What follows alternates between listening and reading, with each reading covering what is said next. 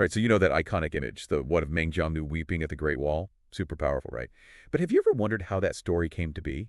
With all the fantastical elements and everything? It's really wild how this story, I mean, it's like so deeply rooted in Chinese culture, but it actually started out totally different. Yeah, no kidding. So no collapsing walls or anything supernatural going on in the earliest version? Nope, not quite. We got to go all the way back to the 5th century BC to a text called the Zuo Zhuan. Okay, so what is that exactly? Like, what kind of text? It's basically this ancient chronicle, like a historical record, lots of events and speeches recorded in there. And it's in this text that we find a story that, get this, shares some roots with the Mengjiangnu legend. Okay, so spill the tea. What's the story? Well, this early version, it centers around the wife of a soldier, a guy named Xi Liang. He unfortunately dies in battle. And get this, the story never actually mentions Mengjiangnu, not even a collapsing wall for that matter. Whoa, so it's like a totally different vibe then. Right, it's more about the wife's unwavering commitment to social customs and her courage and demanding respect for her husband's sacrifice.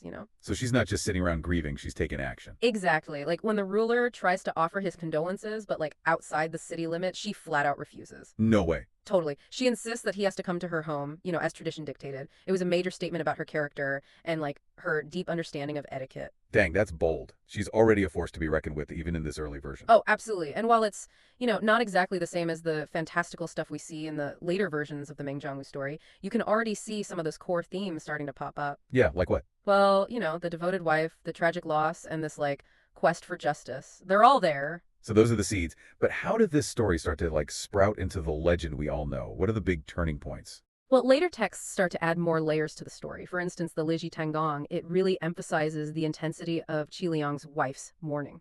So it was over the top. Yeah, it wasn't just proper, it was powerful and attention-grabbing. Imagine a public display of grief so profound that it becomes a spectacle. Oh wow, I get it. Her grief starts to become larger than life. Exactly. And then in Mencius, her lamentations are described as so moving that they actually influence the music of the entire state. Her grief becomes intertwined with the cultural fabric of the time. No way, that's crazy. So it's not just personal anymore, it's impacting society as a whole. But still, No collapsing walls, right? not yet. Yeah. You gotta jump ahead to the writings of Liu Xiang, who lived during the Western Han Dynasty. This is where things get really interesting. His version adds this detail of the wife, she's crying so hard over her husband's body, which, by the way, she's placed by a city wall, that the wall collapses. Okay, now we're getting somewhere. Collapsing wall, dramatic grief, it's all coming together. But wait, there's one crucial element still missing, right? You got it. No Great Wall yet. Right. This version actually comes before the construction of the Great Wall by Qin Shi Huang by 300 years. So the wall she cries over in Liu Xiang's version, it's probably just a regular city wall. Ah, okay, that makes sense. So how does the story make that leap from a regular city wall to the Great Wall? That's where the real legend starts to take shape, right? You got it. And that's exactly where we'll pick up in the next part of our deep dive. So yeah, the Great Wall showing up in the story, that's a huge shift, right? It's it takes this personal tragedy and turns it into, well, a commentary on something way bigger, the whole power of the state and how much suffering it can cause. Totally. It's this is where the legend starts to hit on those themes we associate with Mengjiangnu today, right? But how does that happen? Who makes that connection between this grieving wife and the Great Wall? Well, we can trace that shift back to this Tang Dynasty poem called Qi Liang's Wife. It was written by a Buddhist monk, Guanzhu. Buddhist monk, huh? Interesting. So what's the deal with this poem? Well, this is where we first meet Qin Shi Huang, the emperor who is known for, well, his ambition and for all those workers who died building the Great Wall. Oh yeah, no kidding. Suddenly we're talking about some serious historical weight here. Qin Shi Huang, the Great Wall. I mean, everyone knows those names, those symbols. Right, and Guanzhu, he doesn't shy away from the darker side of the story either. His poem, it kind of hints that forced labor was used to build the wall. Tapping into that whole idea of resentment and suffering, especially for the people. Makes sense. The Great Wall, impressive, sure, but definitely built on, well, a lot of hardship. Exactly. And Xi Liang, the soldier from the original story, he becomes a victim of this whole brutal project, a tragic figure who represents all those lives lost under Qin Shi Huang. So it's not just about a wife missing her husband anymore. It's about, the human cost of this massive project, right? All the suffering caused by this, well, imperial ambition. Exactly. And this connection that Guanzhu is making, it wasn't just out of thin air. It reflects this growing sentiment of the time, this idea that the Great Wall, for all its grandeur, was also a symbol of tyranny and oppression. Yeah, that makes sense. It reminds me of those two Han Dynasty poems, Yinma Cheng Cheng Kuxing, right? They're so full of emotion, talking about families being torn apart and all the lives lost because of the wall's construction. Super heartbreaking stuff. Oh, for sure. But those poems are powerful examples of how the Great Wall was already linked to suffering and injustice, They're the perfect context for Qi Liang's wife's story to merge with the Great Wall legend. It's her grief becomes a symbol for the whole nation's grief, and her search for justice reflects that desire to hold power accountable. It's crazy how a story that seems so simple can become so powerful. It's it becomes a way for people to deal with these big, complex emotions and anxieties. Absolutely. It's like this merging of personal tragedy with, well, the weight of history. It sets the stage for the legendary Meng Jiangnu to emerge. But the transition wasn't like this sudden thing, it was gradual, shaped by how oral storytelling works. Right. I mean, think about it. Names, details, they all change over time in these oral traditions. It's like a game of telephone, right? Like how Qi Liang's name went through a few changes. Oh, yeah, totally. Over time, it morphed into Fanziliang and then Wanziliang. It's likely because of, regional differences in how people pronounce things and how oral stories tend to simplify names over time. It's natural.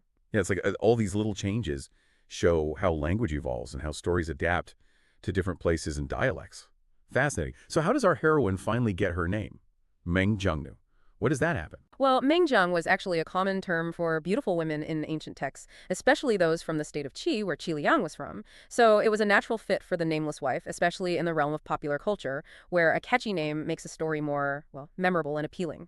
Oh, so it's like branding. A good name helps a story stick in people's minds and spread more easily. Right, and it seems like later storytellers weren't totally familiar with naming conventions from, like, way back then. They thought Meng was a surname and even made up a story about her being the daughter of this rich guy named Meng. So basically they get a little creative, shaping the story to fit their own understanding. It's less about historical accuracy and more about what connects with people, right? Exactly, and this highlights something really key about the Mengjiangnu legend.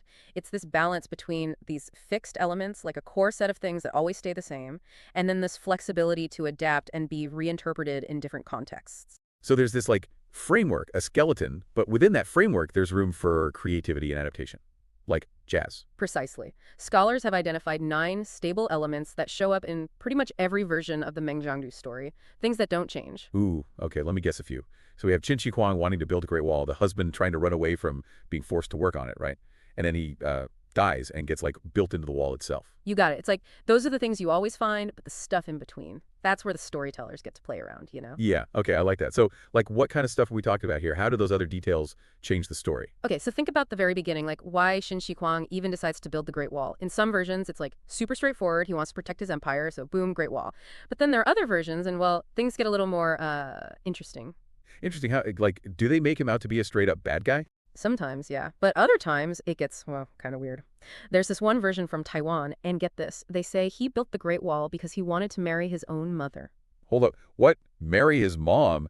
That's a new one. It's definitely out there. But you got to remember, these stories, they're not always about getting the history exactly right. They reflect what people were worried about, what they believed. So see, even the really strange stuff can tell us about the people who were telling the story. Exactly. Like in this case, maybe this whole idea of Qin Shi Huang wanting to marry his mom, it could be about those really strong taboos against incest, or about how messed up things get when someone has too much power. Oh, wow. So it's not just a random, shocking detail. It's like adding another layer of meaning to the story. Right, and you see that kind of thing happening all throughout the legend. Like, think about Meng Jiangnu's journey to find her husband. Sometimes it's all about how determined and strong she is. She overcomes obstacles, outsmarts people who get in her way. It's like those versions celebrate her as this amazing, independent woman. So it's kind of like a feminist take on the story. Yeah, you could definitely see it that way. But then you have other versions where it's all about the supernatural stuff, like she gets help from spirits or finds magical objects or even like the gods step in to help her out. So it's like those versions are tapping into different beliefs, right? Like fate, the spirit world, all that. Exactly. And those variations, they're not just there to make the story more exciting. They actually shape how people understand the main message. So the storyteller can emphasize different things depending on what details they choose to include. Yep. By changing those details, they can focus on things like how important it is for people to stick together, or how powerful it can be when one person takes action, or even how supernatural forces can bring justice against bad leaders. Man, it's wild how this one story, the Meng Jiangnu legend, can have so many different meanings. That's what's so cool about folktales. They evolve, they change, they like speak to people on so many levels. It's like they capture something about being human that goes beyond any specific time or place. It makes you think about all the stories we hear, not just these old legends. Do we always realize how they're changing how we see the world, how we see ourselves? Are we missing something deeper? That's such a great question. And honestly, I think that's one of the most important things we've talked about today. Stories are powerful, and they're not just like frozen in time. They're alive. They change with every retelling. And when we understand, when we look beneath the surface, we start to appreciate how complex they are and how they connect with us on so many different levels. So the next time we hear a story, whether it's something from when we were kids or even like the news, we should remember Meng Jiangnu, right? Like, what are the core parts, the truths that don't change? And then what are those little details that might be hinting at something bigger, something about the culture, what the storyteller wants us to think? even our own biases. Exactly. And when we see how powerful stories are and how they subtly shape our understanding, we become like more active participants in this ongoing conversation, this conversation between the past, the present, and the future. And who knows what amazing things we'll discover along the way. I like that. Thanks for taking this deep dive with me. And